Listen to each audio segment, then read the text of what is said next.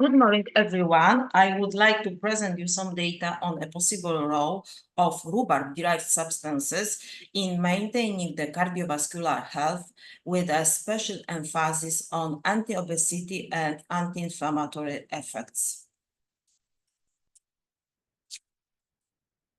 Obesity is one of the most dangerous enemies of human health in the Western civilization. In Europe, overweight and obesity affect over 50% of adults and nearly 30% of children. Moreover, these numbers have been evidently on a rising trajectory for last decades. Obesity promotes chronic inflammation, stimulates blood coagulation, decreases vascular functionality, induces the endothelial dysfunction, and impairs the efficiency of the fibrinolytic system, which is a natural counterpart for blood coagulation. All of these unfavorable factors form a network of interactions and, in consequence, lead to an increased risk of thrombosis. But also, all of these factors may be potential targets for the health-promoting action of plant-derived substances. Current pharmacological anti-obesity therapies involve three main directions: appetite reduction, blocking the fat absorption, or increase in lipolysis and energy consumption. But as you can see from the slide, all of these clinical approaches have significant risk of complications or serious side effects. For that reason, many works emphasize an urgent need for development more efficient and safer anti-obesity treatments. So what offer the plants in the context of anti-obesity therapy? According to the literature, plant extracts, mixtures, or even individual compounds may directly or indirectly modulate most of the biochemical pathways which are molecular targets for the conventional anti-obesity therapy. Plants' anti-obesity effects may include the improvement of blood lipid profile, reduction of lipid and sugar absorption, appetite reduction, regulation of hormones, secretion and energy expenditure, mainly by the thermogenic action, modulation of blood glucose level, reduction of adipogenesis, inhibition of digestive enzymes, anti-inflammatory effects, and antioxidant action. Rhubarbs have a long ethnomedicinal history in Asia, Europe, and other regions of the world. In China, medicinal properties of these plants have been known for over 2,000 years, and in Europe, they've been known since at least the Middle Ages. In general, rhubarbs are divided into two main sections: the palmata section and the rapontica section. The rapontica section includes rhubarbs rich in stipins, such as rapontic rhubarb and garden rhubarb, with commonly known edible stocks. Roots of this species are a source of natural phytoestrogens, and their stalks contain significant amounts of plant fiber. The palmata section contains rhubarbs rich in anthraquinone compounds, and their roots are used as laxatives or ingredients of natural traditional mixtures to treat gastrointestinal disorders. Some nutritional facts. Rhubarb stalks are a low-calorie food and contains significant amount of insoluble fiber. According to the literature, exemplary data, the fiber content in rhubarb starch was estimated as 26%, and for comparison, insoluble fiber content in carrot and apple was about 10%. Rhubarb starch are also a rich source of micro and macro elements and vitamins, especially the vitamin K. The first described anti-obesity activity of rhubarbs was the hypolipidemic action of the rhubarb fiber. First works on this issue were done in the 90s, and both this and further studies revealed that rhubarb fiber may modulate the lipid digestion, improve the blood lipid profile, and decreases the cholesterol content. However, besides the fiber content, the phytochemical profile of rhubarb is also very rich in diverse types of bioactive low molecular compounds. Main groups of these substances are anthracenones, anthranes, and dianthranes, stilbenes, phenolic acids, different classes of flavonoids, and butyrophenols. Low molecular phytochemicals, also these from rhubarbs, may modulate different steps of adipogenesis and adipose tissue metabolism. Their main targets are regulators of adipogenesis, such as CCAT enhancer binding proteins,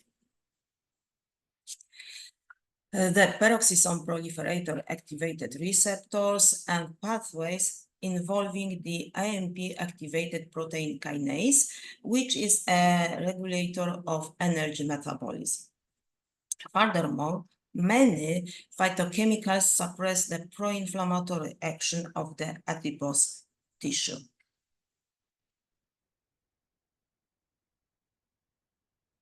Some examples of hypolipidemic and anti-obesity properties of stilbenes, not only the resveratrol, which is the most described stilbene, but also rapamycin and rapondigenin that are also present in rhubarbs. These studies demonstrated that the rhubarb-derived stilbenes caused an increase in the LDL cholesterol content, improved the lipid profile in blood, decreased the aminotransferase activity, and lowered the insulin resistance, and also regulated the glucose metabolism. The ability to regulate the glucose homeostasis was evidenced in several animal studies on extracts originating from different rhubarb species, both from the Rapontica and Palmata section. However, it should be noted that all of the presented studies involved extracts from the roots of the rhubarb plant, and no studies was executed on extracts from the stalks. Hence, I would like to briefly present our results on anti-inflammatory properties of extracts from rhubarb stalks and roots.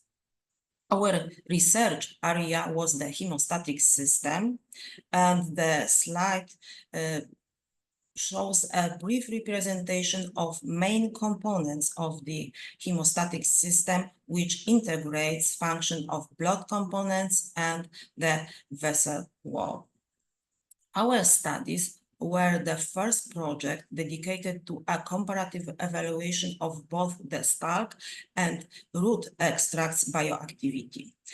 Experiments were conducted in the context of impact of rhubarb extracts on the hemostatic system and blood physiology. Among others, we analyzed the rhubarb anti-inflammatory potential and ability to protect the vascular endothelium functionality, especially under pro-inflammatory conditions. The presented studies encompass anti-inflammatory efficiency of Rheum raponticum, rapontic rhubarb, and Rheum rhabarbarum, the garden rhubarb. Both species are well-known edible rhubarbs, and their roots are a source of the phytoestrogen-containing herbal material. However, their impact on the cardiovascular health is only partly elucidated.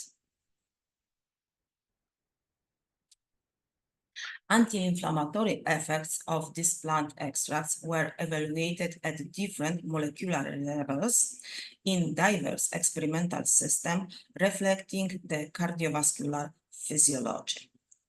In this presentation, I will focus on the human endothelial cells, which are a crucial modulator of functionality of the vascular system.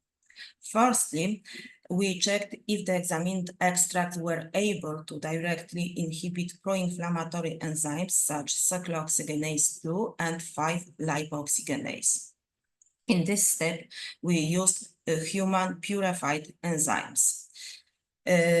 Our studies revealed that the cyclooxygenase 2 activity was inhibited with various efficiency, and the extracts from the roots of both species had stronger inhibitory effects than the stalks, and the maximal inhibition was about 80%. In the case of 5-lipoxygenase, inhibitory effects of all extracts were weaker, and the maximal inhibition degree didn't exceed about 50%. In the next step of our studies, we switched into the cell line experimental system, and we used the primary cell line of human umbilical vein endothelial cells. We evaluated anti-inflammatory effects of rhubarb extracts in these cells at the level of pro-inflammatory enzymes gene expression. And in endothelial cells stimulated to inflammatory response, stalk extracts significantly reduced the cyclooxygenase 2 gene expression. The same effect was observed for all the stilbens. However, root extracts evidently increases the gene expression. In the case of 5-lipoxygenase, the gene suppression by rhubarb extracts was less effective, but also the stalk extracts were more effective.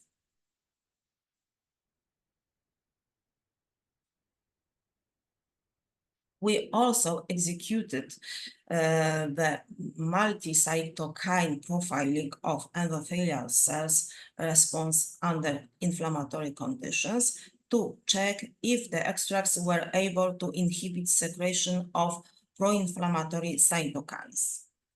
These experiments revealed that most of the tested substances, both extracts and stilbens, rapamycin and rapamycin, inhibited the secretion of key pro-inflammatory factors such as the RANS chemokine or interleukin 18.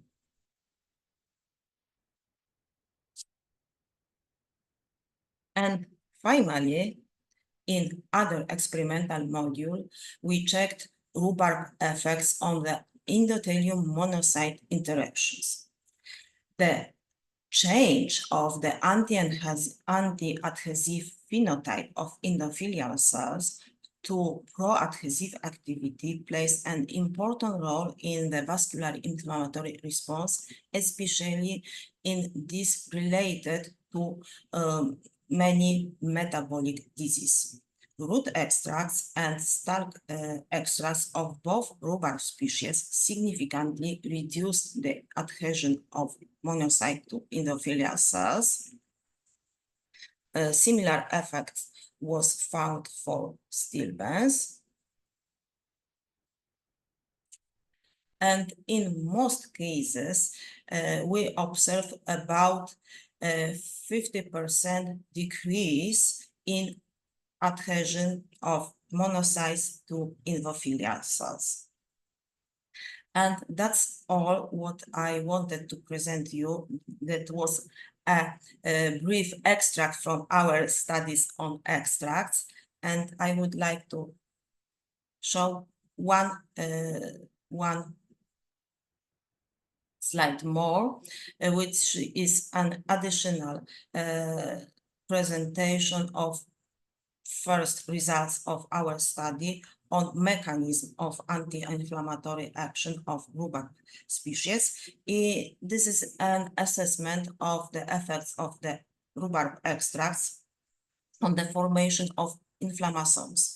At this stage of the study, we checked if the extracts prevent the formation of inflammasomes, and we found some decrease, but we plan more advanced studies to better recognize mechanism of anti-inflammatory action of rhubarb extracts.